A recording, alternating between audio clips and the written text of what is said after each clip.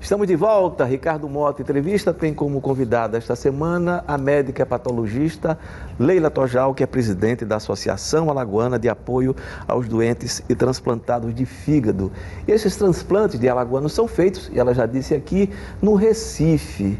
E Alagoas não tem hoje uma equipe com capacidade para fazê-lo, doutora Leila? Nós temos o cirurgião de transplante, né, que é o doutor Oscar Ferro.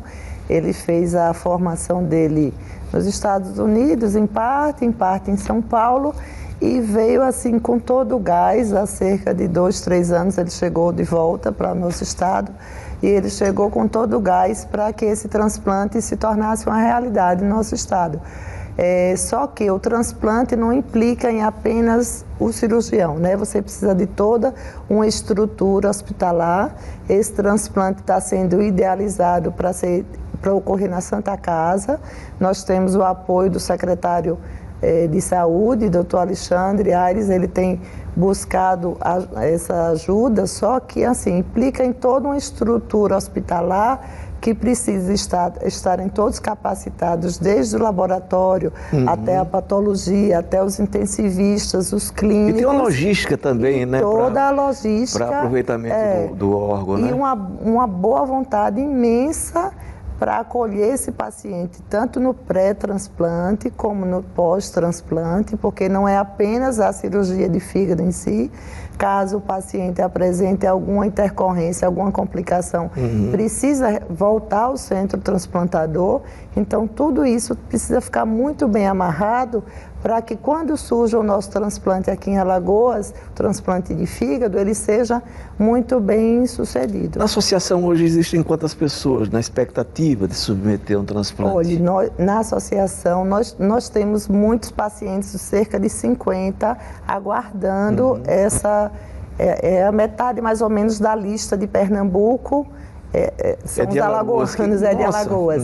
E nós temos também, Ricardo, pacientes que não puderam ser incluídos na lista, porque assim, a pessoa pensa em 50, mas na verdade esse número é infinitamente maior quando você pensa que alguns pacientes não entram nos critérios do transplante.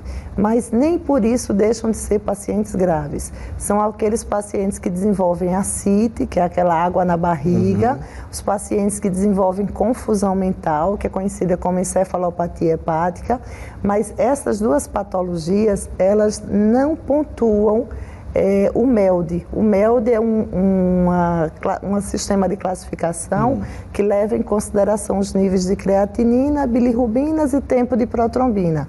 E com isso se faz um cálculo e vê o nível de gravidade desse paciente.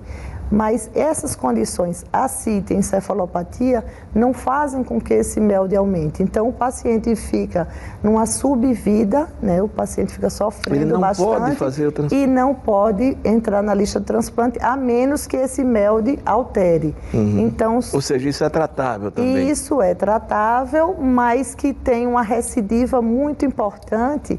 E aí, para isso que existe uma Câmara Técnica em Brasília, que são as chamadas condições especiais, que aí esses pacientes são submetidos a essa avaliação de condição especial para ver se ele obtém o aval de Brasília permitindo o transplante desses pacientes. Então, aqui se a gente tiver o transplante aqui no nosso estado, muitos desses pacientes que vêm a falecer na lista ou que ainda nem conseguem atingir a lista, podem ser beneficiados. Não existe aqui em Alagoas, eu acho que dificilmente um estado brasileiro criou essa cultura do doador de órgão, né? Exatamente. Ou seja, para fazer o transplante precisa também haver o doador.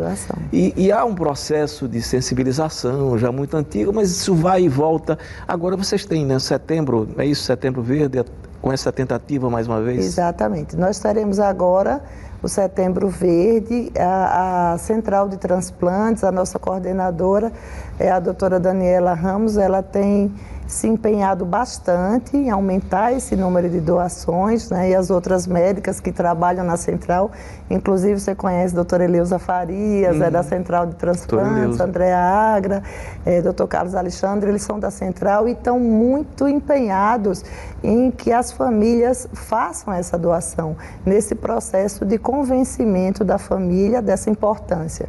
Mas isso precisa ser assim infinitamente mais falado e conversado para que quando as pessoas sejam abordadas, elas já tenham ouvido falar o que é isso, o que é o transplante. Eu gostava daquela história de colocar no documento, né? Eu sou doador de sangue, de órgão. Eu sou doador de sangue, de órgão. É verdade. E, enfim, eu acho que deveria ter no documento de cada um, na identidade, essa condição. Existe uma lei em tramitação no Senado para que todos os brasileiros sejam doadores de órgãos, a menos que eles se declarem como não doadores. Isso já houve, né?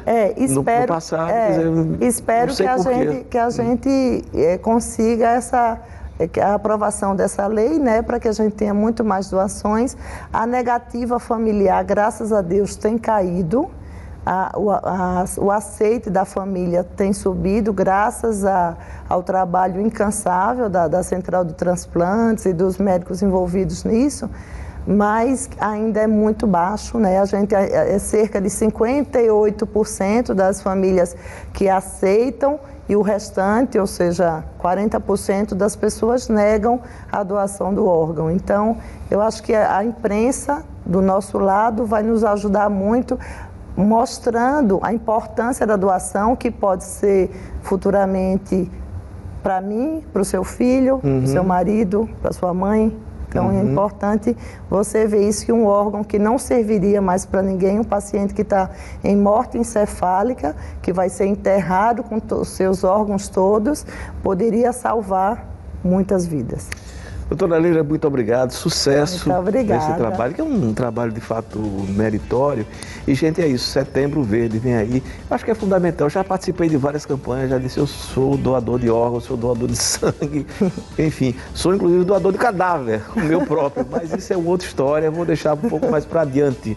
Muito obrigado pela sua presença, obrigado pela sua atenção e até a próxima semana.